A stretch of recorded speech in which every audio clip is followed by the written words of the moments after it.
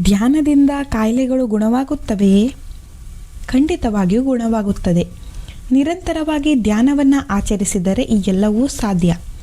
ನಾವು ಏನೇ ಕೆಲಸ ಮಾಡಬೇಕು ಎಂದುಕೊಂಡರೂ ನಮ್ಮ ಮೆದುಳು ಸಂದೇಶ ಕಳುಹಿಸಿದರೆ ಮಾತ್ರ ನಾವು ಆ ಕೆಲಸವನ್ನು ಮಾಡುತ್ತೇವೆ.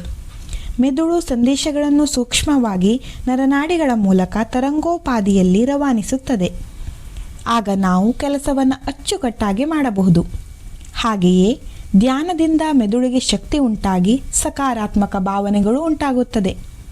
ಆ ಶಕ್ತಿಯೇ ದಿವ್ಯ ಶಕ್ತಿಯಾಗಿ ಮಾರ್ಪಟ್ಟಾಗುತ್ತದೆ. ಆ ಶಕ್ತಿಯು ದೇಹದ ನರನಾಡಿಗಳಿಗೆ, ಮೂಳೆ ಮಾಂಸಗಳಿಗೆ, ರೋಮಗಳಿಗೆ ಸಂಚಾರವಾಗಿ ರೋಗ ನಿರೋಧಕ ಶಕ್ತಿ ಉಂಟಾಗುತ್ತದೆ.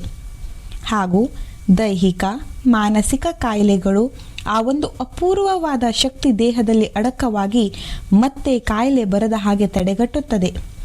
ಯಾವುದೇ ಕಾಯಿಲೆ ಬಂದರೂ ನಾವು ವೈದ್ಯರ ಹತ್ತಿರ ಹೋಗಿ ಔಷಧಿ, ಚುಚ್ಚುಮದ್ದು, ಮಾತ್ರೆ ತೆಗೆದುಕೊಳ್ಳುತ್ತೇವೆ. ಆದರೆ ಆ ಚಿಕಿತ್ಸೆ ಫಲಕಾರಿಯಾಗಬೇಕಾದರೆ ದೇಹವೂ ಕೂಡ ಪ್ರತಿಕ್ರಿಯಿಸಬೇಕು. ದೇಹ ಪ್ರತಿಕ್ರಿಯಿಸದಿದ್ದಲ್ಲಿ ಯಾವ ಚಿಕಿತ್ಸೆ ಮಾಡಿದರೂ ವ್ಯರ್ಥ. ದೇಹ ಪ್ರತಿಕ್ರಿಯಿಸಬೇಕಾದರೆ ರೋಗ ನಿರೋಧಕ ಶಕ್ತಿ ಹಾಗೂ ಪ್ರಾಣಶಕ್ತಿ ಬೇಕೇ ಬೇಕು. ಆ ಶಕ್ತಿಯು ಧ್ಯಾನದಿಂದ ಉಂಟಾಗುತ್ತದೆ. ಹಾಗೆ ಧ್ಯಾನ ಕಾಯಿಲೆಗಳನ್ನು ಹೋಗಲಾಡಿಸಿ ಬೇರೆ ಕಾಯಿಲೆಗಳು ಬರದಿರುವ ಹಾಗೆ ತಡೆಯುತ್ತದೆ.